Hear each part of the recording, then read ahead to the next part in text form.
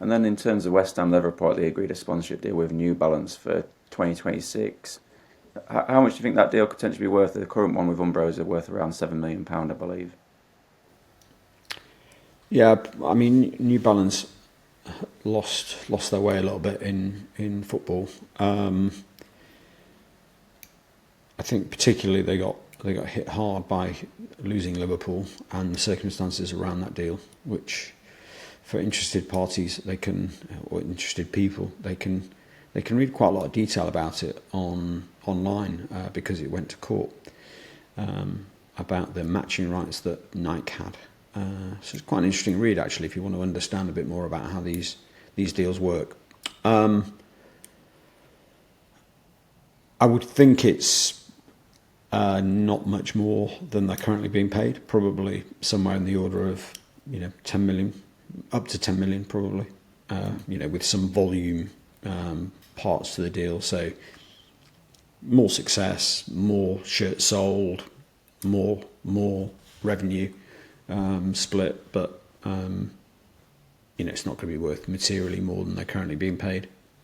Mm. Especially not after the season they've had.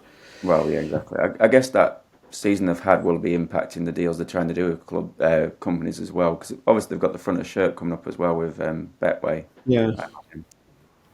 Yeah, I mean, it's interesting because if you look at the average attendances, it's always amazing just how high they are because the stadium's so big and they are selling it out. They're always like number two. I think it is number two to United. So you do have there is great scale there, but they're in that block of teams. Actually, now they're in that block.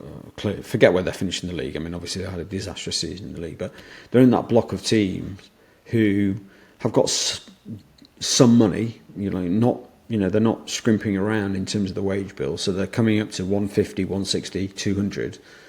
But the problem they've got is there's now this block below the big six, the Villas, the Newcastles, who. One are showing a bit more ambition than West Ham. Ambition meaning spending more money, but two are just executing better. In terms of actually where they're putting the spend and what they're seeing on the pitch. And it puts them in a really sort of quite a grim position right now because I think they've lost a bit of identity. They're not going to qualify for Europe this season, obviously. They're going to be one of probably, we may well have 9 teams in Europe. So you've got 3 relegated teams, 9 teams, or 3 promoted teams next season, 9 teams in Europe potentially, and then you've got 8 others, and they're in the others. And the others are not really the bunch that they want to be in. Now, I mean, in fairness, one of the other of that bunch will be either Manchester United or Tottenham, because the loser of the Europa League. Another one of them will be Everton. And then you've got Wolves, Crystal Palace if they don't win the FA Cup, etc. So it's a bunch that they don't really want to be in. They're not really, they've got a bit of an identity issue. Then they're neither competing nor in relegation trouble, and it's just not a great place for them to be. And you would think that it's going to get quite hostile in the stadium if they're there for an extended period. Absolutely. There was an article earlier this week in the Telegraph about Lucas Paqueta's situation, that West Ham are a bit concerned about his mental health and things. I think he broke down the other day in tears during a game after he was carded.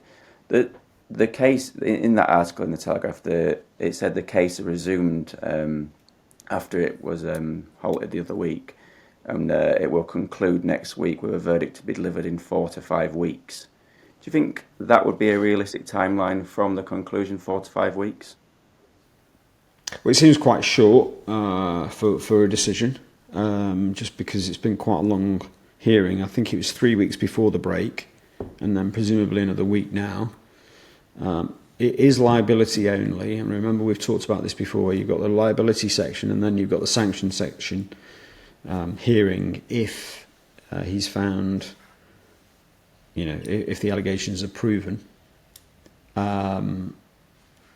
So, whether it's 4-5 or 6-7, I mean, it's not.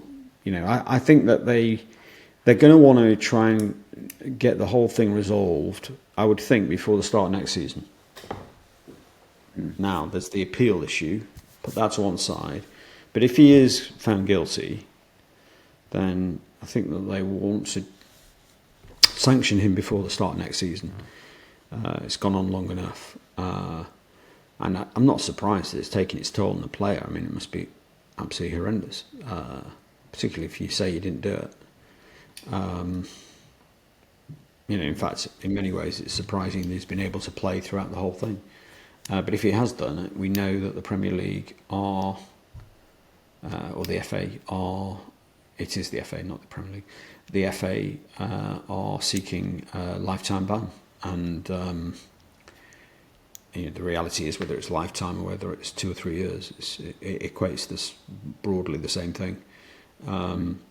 So it's a very high pressure situation. It's going to come to a head pretty soon.